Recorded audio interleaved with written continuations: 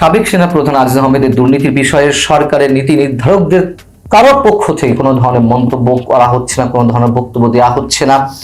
বিশেষ করে তার বিরুদ্ধে দুর্নীতির অভিযোগে তার এবং তার পরিবারের উপরে যখন মার্কিন নিষেধাজ্ঞাটি এলো, তখন থেকেই সরকারের নীতি নির্ধারকদের প্রায় সবাই একই কথা বলে আসছেন যে এটি সেনাবাহিনীর বিষয়, সেনাবাহিনী দেখবে। সেনাবাহিনীর মতন একটি সুশৃঙ্খল বাহিনীর প্রধান হিসেবে একজন ব্যক্তি যখন কোনো ধরনের অপরাধ করেন, সেক্ষেত্রে সরকারের কোনো বক্তব্য থাকবে না, এটি তো হতে পারে না। কোথায় তাদের ভয়, কোথায় তাদের জড়তা, আমরা জানি না। এবং সরকারের এই ধরনের মানসিকতা নিয়ে যেমন নানান ধরনের প্রশ্ন উঠছে, একই ধরনের প্রশ্ন আরো উঠছে যদি সত্যি আজিজ আহমেদের বিরুদ্ধে কোনো দুর্নীতির অভিযোগ থেকে থাকে, সেগুলো তদন্ত বা কে করবে, এবং তদন্তের পরে তিনি দোষী সাব্যস্ত হলে তার বিচারটি আসলে কোন আইনে হবে, সামরিক আইনে নাকি বেসামরিক আইনে, সে বিষয়ে পরে আসছি। রোববারও আমাদের অর্থমন্ত্রী আবুল হাসান মাহমুদ আলী বেনজির আহমেদ, পুলিশের সাবেক প্রধান, এবং আজিজ আহমেদ সম্পর্কে যে মন্তব্যগুলো করেছেন তা একই সঙ্গে চমকপ্রদ এবং অবশ্যই মজাদার। আইএমএফ এর নির্বাহী পরিচালকের সঙ্গে বৈঠকের পরে তিনি সাংবাদিকদের সঙ্গে আন্তর্জাতিক মুদ্রা তহবিলের ঋণ সংক্রান্ত বিষয়ে কথা বলতে গিয়ে উল্লেখ করেছেন যে ঋণ খেলাপিদের তিনি একটু দেখে নিতে চান, তাদের লাগামটি টেনে ধরতে চান। তখন সাংবাদিকদের প্রশ্ন ছিল যে ঋণ খেলাপিরা তো অনেক বেশি শক্তিশালী, তিনি কিভাবে দেখবেন তাদেরকে? তিনি যখন বলছেন যে আপনারা দেখছেন সাবেক পুলিশ প্রধান বেনজির আহমেদের বিরুদ্ধে ব্যবস্থা নেওয়া হচ্ছে, তিনি কি কম ক্ষমতাশালী ছিলেন? অর্থাৎ সরকারের কাছেও বেনজির আহমেদের ক্ষমতাটি বিস্ময়কর ছিল, সরকারের নীতি নির্ধারকদের অনেকের কাছে। কিন্তু সেই বিষয়টি কি অদ্ভুতভাবে বেরিয়ে এলো। এবং একই সঙ্গে যখন সাংবাদিকরা বলছেন যে অনেকেই বলে যে এটা আইওয়াশ, অর্থাৎ বেনজির আহমেদের বিরুদ্ধে দুদকের পক্ষ থেকে আবেদন জানানো হলো আদালতে তার সম্পত্তি এবং ব্যাংক অ্যাকাউন্ট ফ্রিজ করার জন্য, সেটা আইওয়াশ কিনা এমন মন্তব্য করে সাংবাদিকরা বলছেন যে এখানে কি সরকারের সমর্থন ছিল, তারপরও তারা বড় হয়েছে সরকারের সমর্থন নিয়ে। এই বিষয়ে দৃষ্টি যখন আকর্ষণ করা হলো, তখন মাহমুদ আলী সাহেব বলছেন, আমাদের অর্থমন্ত্রী, সমর্থন না থাকলে কি পারবে, অর্থাৎ দুদক কি আবেদন জানাতে পারত? আরো একটি সত্য কথা বেরিয়ে এলো, দুদক যে স্বাধীন কোনো প্রতিষ্ঠান নয়, দুদকের হাত পা যে বাধা, দুদক যে সরকারের অনুমতির বাইরে কিছু করতে পারে না, দুদক যে সবসময় সরকারের পার্সপেক্টিভ সার্ভ করছে, সে বিষয়টি আমাদের অর্থমন্ত্রীর বক্তব্য থেকে বেরিয়ে এলো। এখন যে বিষয়টি বলছিলাম যে সামরিক আইনে বিচার হবে নাকি বেসামরিক আইনে আজিজ আহমেদের, আমাদের মনে থাকার কথা নারায়ণগঞ্জের 7 মার্ডারের বিষয়টি।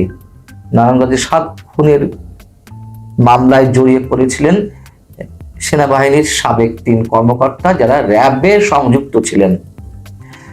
তখন তাদের বিরুদ্ধে তদন্ত দূরের কথা, যখন অভিযোগটি এলো সাথে সাথে সেনাবাহিনী থেকে তাদেরকে রিটায়ারমেন্টে পাঠিয়ে দেওয়া হলো। কেন রিটায়ারমেন্টে পাঠিয়ে দেওয়া হলো তদন্তের আগেই, শুধুমাত্র অভিযোগের সাথে সাথে, সেটি নিয়ে কিন্তু নানান ধরনের প্রশ্ন উঠেছিল। এবং একই সঙ্গে সেই 3 কর্মকর্তার বিচার কিন্তু বেসামরিক আইনেই হয়েছিল। তখন যারা এই বিষয়ে বিশেষজ্ঞ তারা মন্তব্য করেছিলেন যে সরকারের পক্ষ থেকে এটি দেখানোর একটি চেষ্টা ছিল যে এই বিষয়টি সরকার এতটাই সিরিয়াসলি নিয়েছে যাতে করে সেনা সদস্যদেরকে সাথে সাথেই রিটায়ারমেন্টে পাঠিয়ে দেওয়া হয়েছে সেনাবাহিনী সম্পর্কে কোনো ধরনের মন্তব্যের আগে। তাহলে আমাদের কথা হচ্ছে যে এখানেও তো আজিজ আহমেদ অবসরে গেছেন, তার বিচার এখন কোন আইনে হবে? এখন এখানে আরো একটি প্রশ্ন আসতে পারে, অনেকে বলতে পারেন যে তার বিরুদ্ধে দুর্নীতির অভিযোগটি এসেছে তিনি যখন সামরিক বাহিনীর সেনাবাহিনীর প্রধান ছিলেন তখন।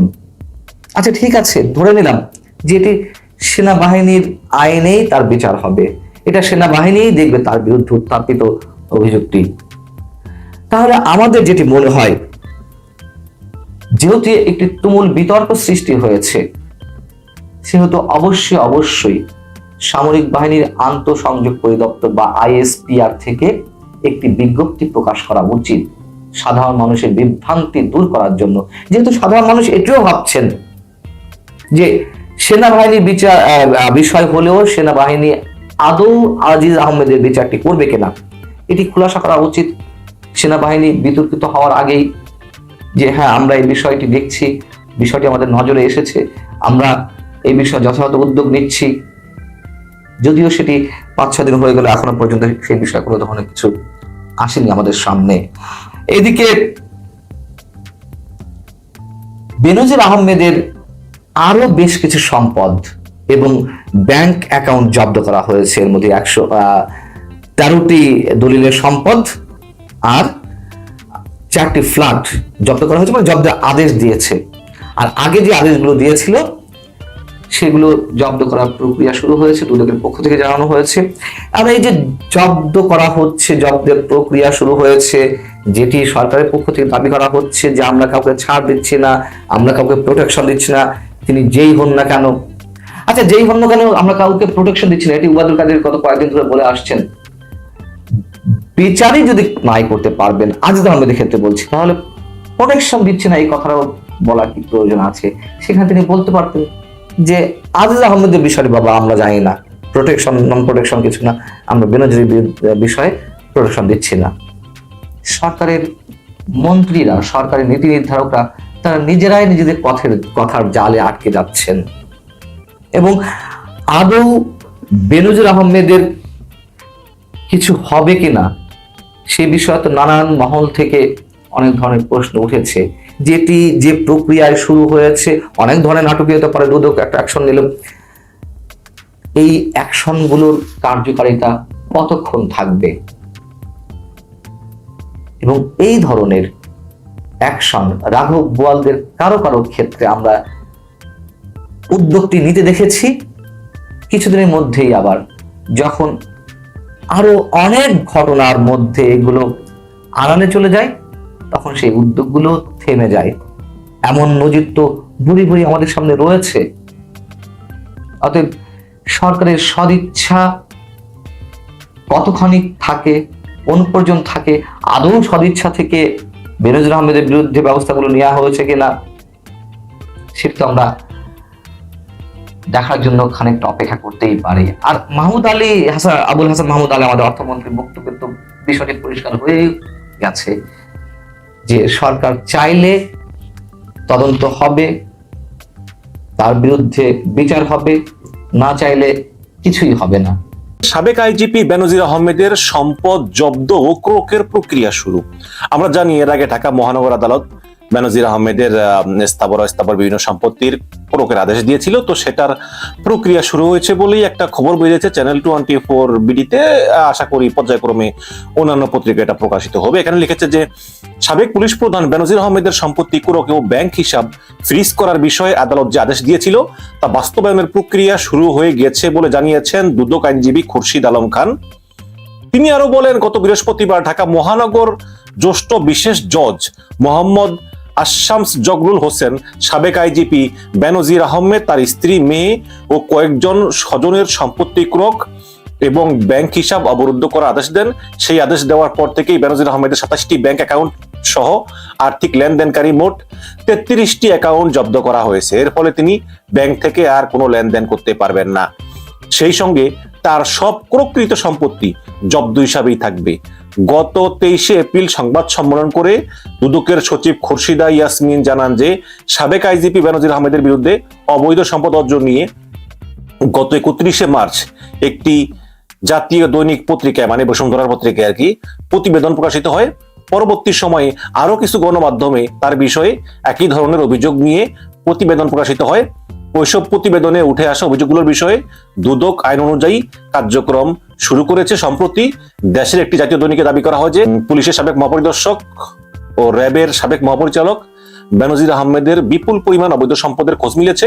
এরপরই থেকেই বেশ আলোচনায় আসে পুলিশের সাবেক এই আইজিপির নাম। জাতীয় ওই দৈনিকে বেনজিরের ঘরে আলাদিনের চেরাগ নামে প্রতিবেদন প্রকাশিত হয়। এরপর সেখানে নানা অর্থ সম্পদ তুলে ধরা হয়। এর ভিতরে গোপালগঞ্জের এই রিসোর্ট, মানে সব মানে অনেক কিছু আর কি, এখানে কি কি পাওয়া গেছে তার তার নামে ইত্যাদি ইত্যাদি। গত 34 বছর 7 মাসের চাকরি জীবনে বেনজির আহমেদ বেতন ভাতা সহ মোটাই করেছেন 84,89,200 টাকার মতো হওয়ার কথা, অথচ তার এত এইভাবে হাজার হাজার কোটি টাকা কিভাবে আসলো, তো এইসব আর কি। দেখো দর্শক, এখন আমি একটু না কনফিউশনে আছি, কারণ আমি তো শেখ হাসিনাকে দেখেছি গত 15 বছর ধরে। হ্যাঁ, তার অবৈধ শাসন টিকিয়ে রাখতে যারা সহায়তা করে, তার এই স্বৈরতন্ত্রের যারা নাটবল্টু, শেখ হাসিনা তাদের দিকে অন্ধ। শেখ হাসিনা তাদের কোনো ভুল দেখেও দেখেন না, শুনেও শুনেন, এরকম বুড়ি বুড়ি উদাহরণ, হাজার হাজার উদাহরণ আমরা দেখেছি। অথচ বেনজির কিন্তু আজিজের মতোই শেখ হাসিনার অন্যতম চেলাচামুন্ডার একজন। এই বেনজিরকে শেখ হাসিনার সন্তান তুল্য মনে করা হতো, এবং এই বেনজির সে ছিল ঢাকা মহানগর পুলিশের প্রধান, তারপরে সে র্যাবের প্রধান হলো, এবং সে অন্ধভাবে শেখ হাসিনাকে সার্ভ করে গিয়েছে। এখন শেখ হাসিনা তো আর কোনো ওলি আল্লাহ না যে তার মুরিদরা তাকে সার্ভ করবে, তাই না? শেখ হাসিনা অবৈধ ক্ষমতা টিকিয়ে রাখতে চায়, এই কারণে বেনজির মানবাধিকার লঙ্ঘন করে শেখ হাসিনাকে সাহায্য করেছে। বিনিময়ে বেনজির নিজেও নিজের ফায়দা তুলে নিয়েছে। শেখ হাসিনার জন্য যদি 2টা গুম করে, বা শেখ হাসিনার কথা যদি 2টা গুম করে, নিজের কথা কি একটাও করতে পারবে না? পারবে তো। তো এইভাবে করেছে। দেখুন, যেই মানবাধিকার লঙ্ঘনগুলো সংঘটিত হয়েছে শেখ হাসিনা ক্ষমতা আসার পর থেকে, তার বেশিরভাগ সংঘটিত হয়েছে যখন তিনি ঢাকা মহানগর পুলিশের প্রধান ছিলেন, এবং একটা বিশাল অংশ সংঘটিত হয়েছে যখন তিনি র্যাবের প্রধান ছিলেন। এবং এই মানবাধিকার লঙ্ঘনগুলো পুলিশ প্রচুর করেছে, সন্দেহ নাই। যদিও আমি পুলিশের এই মানবাধিকার লঙ্ঘন নিয়ে আলোচনা করতে শুনি না, কারণ যেই 3000 ক্রসফায়ার হয়েছে, 3000 ক্রসফায়ারের ভিতরে প্রায় 1500 ক্রসফায়ার বা 1500-এর বেশি ক্রসফায়ার কিন্তু পুলিশ দিয়েছে, র্যাব দেয়নি। কিন্তু সেটা নিয়ে খুব একটা আলোচনা করতে দেখি না কাউকে। র্যাব নিয়েই করে, ঠিক আছে, করুক। এখন এই যে এই র্যাব যেই সময়টায় সবচেয়ে বেশি ক্রসফায়ার দিয়েছে, সবচেয়ে বেশি গুম করেছে, সেই সময় কিন্তু এই র্যাবের প্রধান ছিলেন এই বেনজির আহমেদ। এবং বেনজির আহমেদ যার পর নাই মানবাধিকার লঙ্ঘন করেছেন, যার পর নাই বিরোধীদেরকে গুম খুন নির্যাতন করেছেন। এবং ডয়চে ভেলের একটা প্রতিবেদন দাবি করা হয়, সেখানে র্যাবের সাবেক 2 জন কমান্ডারের ইন্টারভিউ নেওয়া হয়েছে। যদিও আরেকটা প্রতিবেদন আসতেছে নেত্র নিউজের, ওটা ইংলিশ ভার্সন আসছে, আমরা বাংলা ভার্সনের অপেক্ষা আছি, তারপর আমি আমার চ্যানেলে এটা প্রচার করব। তো সেখানে একজন র্যাবের কমান্ডার দাবি করেছেন যে এই নির্দেশগুলো, কাকে গুম করা হবে, বিএনপির কাকে গুম করা হবে, কাকে মেরে ফেলা হবে, এইসব নির্দেশগুলো মৌখিকভাবে স্বরাষ্ট্রমন্ত্রীর কাছ থেকে আসতো র্যাবের প্রধানের কাছে। তো র্যাবের প্রধান হচ্ছে বেনজির, আর স্বরাষ্ট্রমন্ত্রী হচ্ছে কামাল। এই কামাল সাহেবই তো এই গত কয়েক বছর ধরে আছেন। তো উনি ধারণা করেন যে স্বরাষ্ট্রমন্ত্রী কোনো আদেশ দিবেন, সেটা প্রধানমন্ত্রী জানবেন না, এইরকম তো হওয়ার কথা না। কাজে এটা প্রধানমন্ত্রীর নলেজে আছে। এখন এইভাবেই এই গুম খুনগুলোর প্রক্রিয়া হতো, এবং অবশ্যই বেনজির আহমেদ সেই প্রক্রিয়ার সঙ্গে যুক্ত, কারণ তিনি র্যাবের প্রধান ছিলেন, এবং তিনি অবাধ টাকা কামিয়েছেন, অডেল টাকা কামিয়েছেন। এবং শুধু তিনিই না, শেখ হাসিনার গত 15 বছরে যারা শেখ হাসিনাকে ক্ষমতা টিকাতে সহায়তা করেছে, তারা সবাই কম বেশি টাকা কামিয়েছেন, কোনো সন্দেহ নাই।